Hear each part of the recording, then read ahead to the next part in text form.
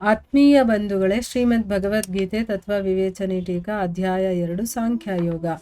ಇದರಿಂದ ನಾವು 39ನೇ ಶ್ಲೋಕವನ್ನು ತಿಳ್ಕೊಳ್ತಾ ಇದ್ವಿ. ಓದೋ ಭಾಗದಲ್ಲಿ ನಾವು ಕೆಲವೊಂದು ಪ್ರಶ್ನೆಗಳನ್ನು ತಿಳ್ಕೊಂಡ್ವಿ.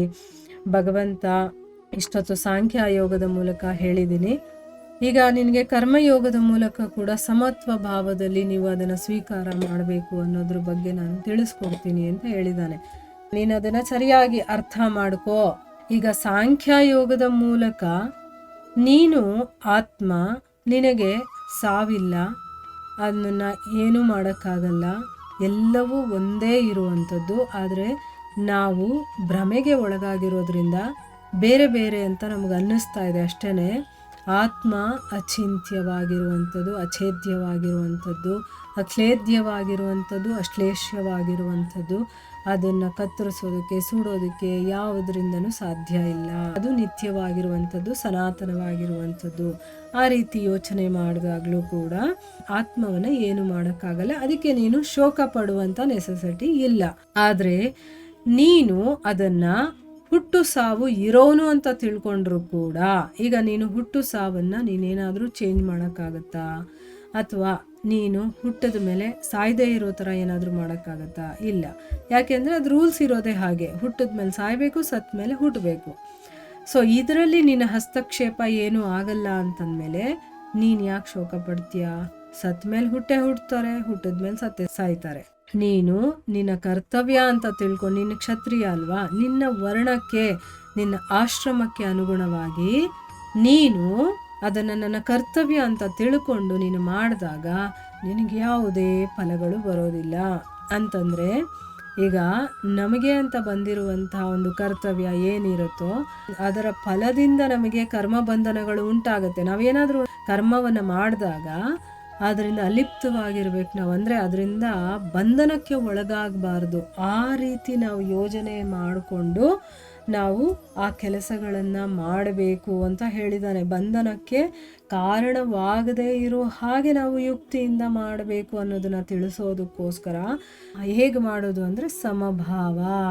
ನೀನು ದುಃಖ ಆದರೂ ಬರಲಿ, ಸುಖ ಆದರೂ ಬರಲಿ, ನೋವಾದರೂ ಬರಲಿ, ನಲಿವಾದರೂ ಬರಲಿ, ಎಲ್ಲವನ್ನ ಸಮಭಾವದಿಂದ ನಾವು ಸ್ವೀಕಾರ ಮಾಡಬೇಕು. ಆಮೇಲೆ ನನ್ನ ಕರ್ತವ್ಯ ಅಂತ ತಿಳ್ಕೊಂಡು ಮಾಡಬೇಕು ಅಷ್ಟೇ ಹೊರತು ಆಗ ನಿನಗೆ ಯಾವ ಬಂಧನವೂ ಕೂಡ ಸಿಗೋದಿಲ್ಲ ಅಂತ ನಾವು ತಿಳ್ಕೊಂಡ್ವಿ. ಈಗ ಇಲ್ಲಿ ಪ್ರಶ್ನೆ ಏನಪ್ಪ ಅಂತಂದರೆ, ಇಲ್ಲಿ ಕರ್ಮಬಂಧಂ ಅನ್ನುವಂಥ ಪದದ ಅರ್ಥ ಏನು?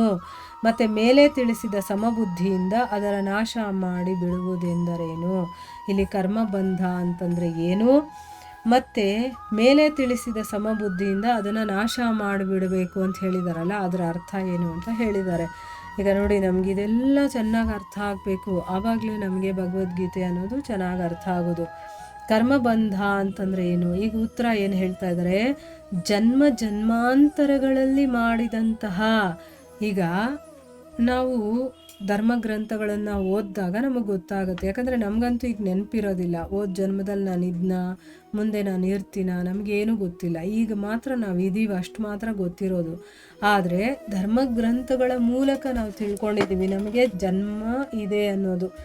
ಅಂದರೆ ಹಿಂದಿನ ಜನ್ಮನೂ ಇದೆ, ಮುಂದಿನ ಜನ್ಮನೂ ಇದೆ ಅನ್ನೋದು ನಮಗೆ ಗೊತ್ತಿದೆ ಅಲ್ವಾ? ಸೊ ಜನ್ಮ ಜನ್ಮಾಂತರದಿಂದ ನಾವು ಮಾಡಿರುವಂತಹ ಶುಭ ಕೆಲಸಗಳಾಗಿರ್ಬೋದು, ಅಶುಭ ಕೆಲಸಗಳಾಗಿರ್ಬೋದು, ಅದರ ಕರ್ಮಗಳ ಸಂಸ್ಕಾರಗಳಿಂದ, ಈಗ ನಾವೇನೋ ಒಂದು ಕೆಲಸ ಮಾಡಿದಾಗ ಅದರ ಪರಿಣಾಮ ಅಥವಾ ಆ ಕೆಲಸದಿಂದ ನನಗೇನೋ ಒಂದು ಅನುಭವ ಆಗಿರುತ್ತೆ, ಅದು ನಮ್ಮ ಒಳಗಡೆ ಅದು ಹಾಗೆಯೇ ಶೇಖರಣಗೊಂಡಿರುತ್ತೆ. ಅದನ್ನು ಸಂಸ್ಕಾರ ಅಂತ ಹೇಳ್ತೀವಿ.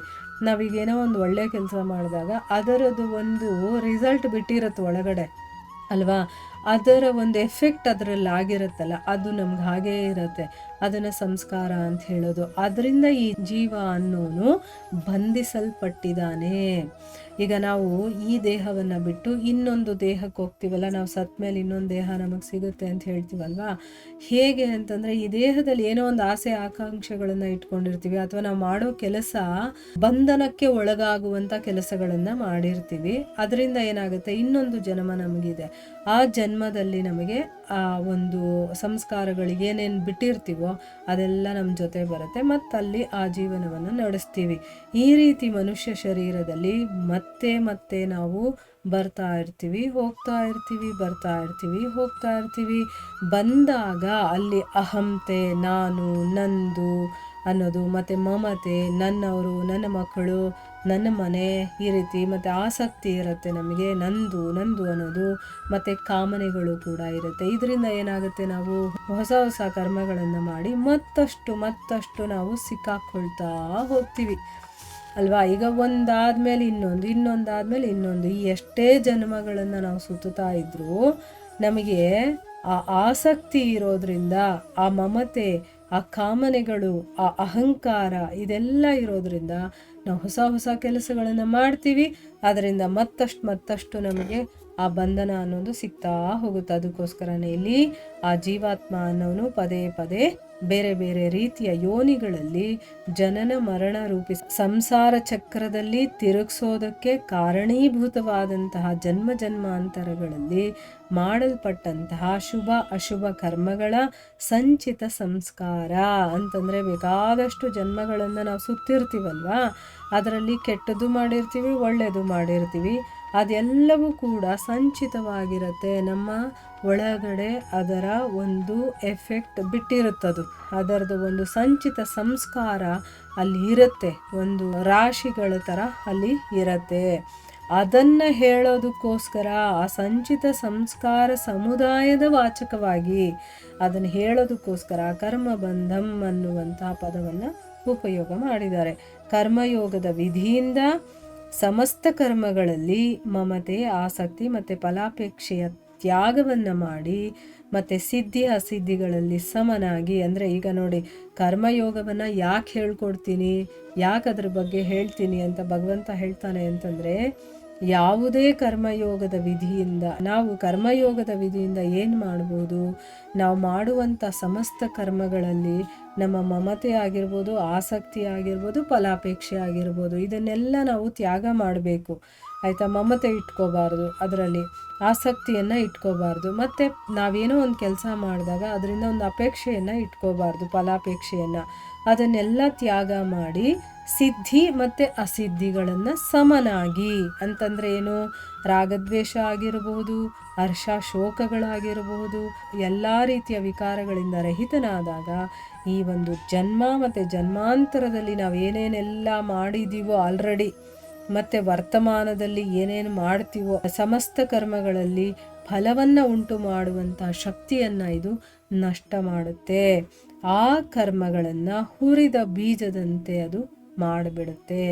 ಇದೇ ಸಮಬುದ್ಧಿಯಿಂದ ಕರ್ಮಬಂಧನವನ್ನು ಪೂರ್ಣವಾಗಿ ನಾಶ ಮಾಡಿಬಿಡುವುದಾಗಿದೆ. ಇಲ್ಲಿ ಯಾವ ಸಮಬುದ್ಧಿಯಿಂದ ಕರ್ಮಬಂಧನವನ್ನು ಅಂತ ಹೇಳಿದಾರಲ್ಲ, ಅದಕ್ಕಿಲ್ಲಿ ಹೇಳ್ತಾ ಇದ್ದಾರೆ, ನೀನು ಮಾಡುವಂಥ ಕೆಲಸವನ್ನು ಆಸಕ್ತಿ ಇಲ್ಲದೆ ಮಾಡಬೇಕು, ಮತ್ತು ಮಮತೆಯನ್ನು ಬಿಟ್ಟು ಮಾಡಬೇಕು, ಫಲಾಪೇಕ್ಷೆಯನ್ನು ಬಿಟ್ಟು ಮಾಡಬೇಕು.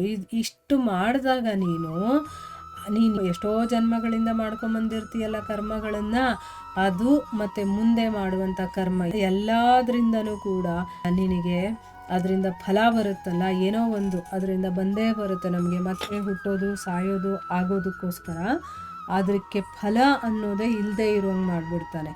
ಈಗ ಒಂದು ಬೀಜ ಇರುತ್ತೆ ಅಂತ ಇಟ್ಕೊಳ್ಳಿ, ಅದು ಹಸಿಯಾಗಿರೋವರೆಗೂ ಅದೇನಾಗುತ್ತೆ, ಸ್ವಲ್ಪ ನೀರು ಮತ್ತು ಒಂಚೂರು ಮಣ್ಣಲ್ಲಿ ಇತ್ತು ಅಂತಂದರೆ ಅದು ಮೊಳಕೆ ಬರುತ್ತೆ. ಅಂದರೆ ಹಸಿ ಇದ್ದಾಗ ಅದು ಮೊಳಕೆ ಬರುವಂಥ ಚಾನ್ಸಸ್ ಇರುತ್ತೆ. ಈಗ ನಾವು ಮತ್ತೆ ಹುಟ್ಟು ಸಾವ ಚಕ್ರದಲ್ಲಿ ತಿರುಗಾಡೋದಕ್ಕೆ ಕಾರಣ ಏನು, ಮಮತೆ, ಆಸಕ್ತಿ, ಕರ್ಮಫಲಗಳು, ಇದೆಲ್ಲ. ಇದು ಬೀಜದ ಒಳಗಡೆ ಹಸಿತನ ಇರೋ ಥರ.